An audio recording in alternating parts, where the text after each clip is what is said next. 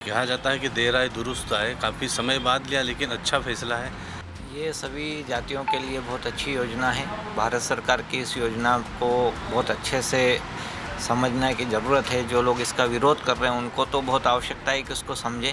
मान लो यहाँ आदिवासी है ना, तो एक आदिवासियों का आंकड़ा जाएगा सरकार के पास कि झाबुआ ज़िले में इतने आदिवासी है, धार ज़िले में इतने हैं, बड़वानी में इतने हैं। हर ज़िले का आंकड़ा जाएगा, पूरे प्रदेश का आंकड़ा जब इकट्ठा होगा, जब भी हमारे समाज को कोई मांग करनी हो या कुछ आरक्षण की कुछ बात करनी हो, तो हम एक आंकड़ा लेके सरकार के पास जाएंगे।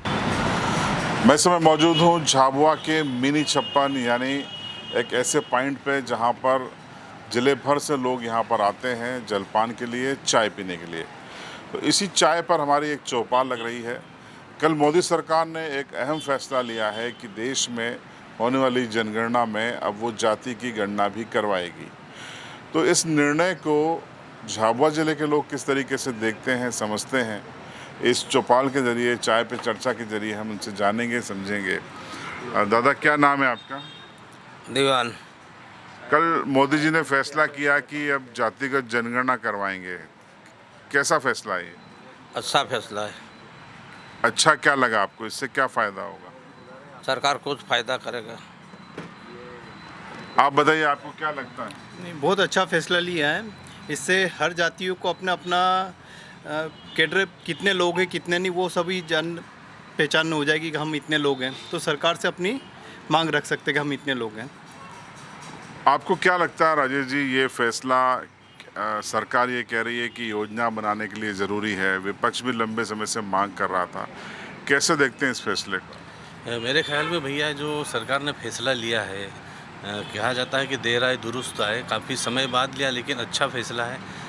इससे क्या है कि जातिवार जनगणना होगी, एक आंकड़ा निकल के आएगा। आंकड़ा के अनुसार सरकार उस पर कोई भी योजना चला सकती है और आंकड़ों के आधार पर जातिगत जब गणना होगी तो उसमें उनको उनके फ़ायदे के हिसाब से, उनके वर्ग के हिसाब से कितना उनका वर्ग का विभाजन है, कितनी संख्या है, उसके आधार पे कई योजनाएं ला सकती है।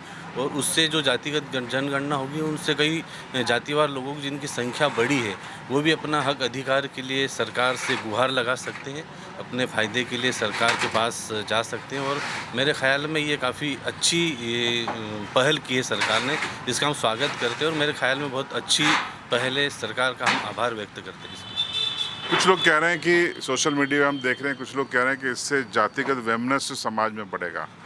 आपको क्या लगता है? मेरे हिसाब से ऐसा नहीं है, वैमनस्य तो नहीं बढ़ेगा, लेकिन इसके आधार पर कई लोगों को फ़ायदा होगा। अब उदाहरण के लिए हमारे झाबुआ क्षेत्र की बात करें तो आदिवासी बहुल्य क्षेत्र है और उसमें भी संख्या और भी जनगणना के आधार पर बढ़ेगी, तो स्वाभाविक रूप से यहाँ रोज़गार के अवसर बढ़ेंगे और हर क्षेत्र में, हर जातिगत क्षेत्र में उनके अनुसार सरकार उस आंकड़े को, डेटे को सेट करेगी और उनको कई लाभ दिला सकती है। आपको ये फैसला कैसा लगा? ये सरकार का अच्छा फैसला है, इसे काफ़ी पहले ले लेना चाहिए था। जातिगत जनगणना का ये जो फैसला सरकार ने लिया है, इससे निचली से निचली जातियों तक और उनकी संख्या तक सरकार पहुंच पाएगी और उन्हें कई योजनाओं का लाभ प्रॉपर तरीके से मिलेगा। निचले से निचले स्तर तक के व्यक्ति को इससे फ़ायदा पहुंचेगा। आपका ये कहना है कि एक डेटा होगा सरकार के पास ताकि उसको योजना बनाने में आसानी होगी। आपको लगता है कि सरकार डेटा के आधार पे योजना बना पाएगी, जातियों को फ़ायदा होगा, ऐसा आपको लगता है? ये सभी जातियों के लिए बहुत अच्छी योजना है। भारत सरकार की इस योजना को बहुत अच्छे से समझने की ज़रूरत है। जो लोग इसका विरोध कर रहे हैं उनको तो बहुत आवश्यकता है कि उसको समझें, क्योंकि इससे देश का लाभ ही होगा और सभी जो जातिगत जानकारियां हैं वो एकत्रित हो जाएगी और उससे विकास, जातिगत विकास करने में देश का फ़ायदा होगा जो सरकार करेगी। क्या लगता है आपको कि ये फैसला बहुत पहले हो जाना चाहिए था, देरी हो गई, और अगर देरी हो गई तो अब कैसे देखते हैं इसको? जी बिल्कुल सही है, ये फैसला थोड़ा सा लेट लिया है उन्होंने, जबकि ये जाति जनगणना बहुत पहले हो जाना चाहिए। आपको भी मालूम हो, विपक्ष भी लगातार जाति जनगणना की मांग कर रहा था और मोदी जी ने सर्जिकल स्ट्राइक किया है इस पर और जाति जनगणना करने का जो आदेश दिया है वो स्वागत योग्य है। मेरा यही कहना है कि इस पर जैसे मान लो यहाँ आदिवासी है ना, तो एक आदिवासियों का आंकड़ा जाएगा सरकार के पास कि झाबुआ ज़िले में इतने आदिवासी है, धार जिले में इतने हैं, बड़वानी में इतने हैं। हर जिले का आंकड़ा जाएगा, पूरे प्रदेश का आंकड़ा जब इकट्ठा होगा, जब भी हमारे समाज को कोई मांग करनी हो या कुछ आरक्षण की कुछ बात करनी हो, तो हम एक आंकड़ा लेके सरकार के पास जाएंगे कि हमारे जाति का इतना आंकड़ा है और हमको इस आंकड़े के हिसाब से हमको ये सुविधाएं चाहिए। तो उस हिसाब से सरकार कहीं ना कहीं आंकड़े के हिसाब से हमारे समाज का भला होगा। इसके साथ एक मांग ये भी उठ रही है सोशल मीडिया पे कि अब आंकड़े के आधार पर आरक्षण की भी सीमा तय होना चाहिए, जो आंकड़े आएंगे मतगणना में, जनगणना में। जी बिल्कुल, जिस जाति की जितनी ज़्यादा संख्या है उसको उस हिसाब से आरक्षण मिलना चाहिए। अभी तक तो लगभग 50% तक का आरक्षण है, तो इससे और ज़्यादा आरक्षण बढ़ना चाहिए। आपको क्या लगता है कि ये जो फैसला है मोदी सरकार ने लिया है, क्या इससे उन जातियों को फ़ायदा होगा जिनको लगता है कि वो पिछड़े हैं या मुख्यधारा से कटे हुए हैं? जो भी फैसला लिया है मोदी जी ने बहुत अच्छा लिया है। जो नीचे स्तर के लोग थे, जो सरकार का जो वास्तविक में लाभ जो गरीबों को मिलना था वो नहीं मिल पाता था, और जो जैसे बीपीएल की अगर बात करें तो बीपीएल में जो लखपति लोग थे उनका बीपीएल बना हुआ था, वो जो नीचे स्तर के लोग थे उनका बीपीएल में नाम नहीं रहता था। तो अब यही साबित होगा कि जो सही जांच होगी और उसी आधार पर नीचे स्तर के लोगों को इससे काफ़ी फ़ायदा होगा। चाय पीते रहिए, चाय पे ही चौपाल है ये। एक बड़ा सवाल ये आ रहा है कि आज़ादी के बाद पहली बार जनगणना होगी। भले विपक्ष मांग कर रहा था, लेकिन अभी तक किसी भी सरकार ने नहीं करवाई। क्या आपको लगता है कि राजनीतिक दल अब जाके मजबूर हुए हैं, चाहे पक्ष हो चाहे विपक्ष हो? बिल्कुल हुए हैं, क्योंकि इसमें काफ़ी देर तो करी शासन ने, लेकिन ये जब आंकड़े निकल के आएंगे तो निश्चित रूप से हर वर्ग में एक जो अभी देखा जाए, हमारा झाबुआ ज़िला जो है आदिवासी बहुल क्षेत्र, यहीं की बात करें, पलायन पे कई लोग जाते हैं, तो निश्चित रूप से आदिवासी सेक्टर भी मजबूत होगा। एसटी, एससी, ओबीसी सभी के जब डाटा कलेक्ट किए जाएंगे तो उनके लिए शासन कई तरह की योजनाएं निकाल सकती है। शिक्षा के क्षेत्र में चाहे रोजगार के क्षेत्र में, चाहे आप स्वास्थ्य के क्षेत्र में, कई ऐसे सेक्टर है जहाँ पर जातिवार जनगणना की आवश्यकता थी, जो सरकार ने इस बार उसकी पहल की है। और निश्चित रूप से विपक्ष भी इस बात को उठाता आया है और सरकार ने उस बात को संज्ञान में लिया है, तो निश्चित रूप से फ़ायदा होना है इसमें। कुछ लोग कह रहे हैं कि बिहार में चुनाव हैं और बिहार में एक जातिगत फैक्टर काम करता है, इसलिए सरकार मजबूर हुई है लेने पे। सरकार ने कहा कि ज़रूरी था, आपको क्या लगता है? जी ये बात भी बिल्कुल सत्य है। बिहार में अभी नवंबर के आसपास चुनाव है, तो वहाँ भी बहुत जाति का फैक्टर बहुत चलता है बिहार चुनाव में। उसको देखते हुए भी और लगातार विपक्ष भी ये मांग कर रहा था कि जाति जनगणना होना चाहिए, क्योंकि जाति के आधार पर जब आंकड़े सरकार के पास जाएंगे, उस आंकड़ों के हिसाब से सरकार उन जाति के लोगों को सरकार की योजना का लाभ मिलेगा। जनगणना हो रही है, कुछ और सुझाव आप जो इससे संबंधित हैं जातिगत जनगणना के, आप देना चाहेंगे सरकार को? जी, जनगणना के साथ साथ डोमेस्टिक का भी मांग, डिलिस्टिक का भी मांग किया जा रही है मोदी जी को। हो सके तो ये भी किया जाए। जनरली क्या होता है कि बहुत सारे लोग दूसरे धर्म में जा रहे हैं, तो पता चले कि वो धर्म में जा रहे हैं कि है नहीं, तो एक फेर हो जाएगा उससे। आपको क्या लगता है, ये आपने जिक्र किया डिलिस्टिंग ज़रूरी है, तो क्या ये जनगणना के साथ ही ज़रूरी है?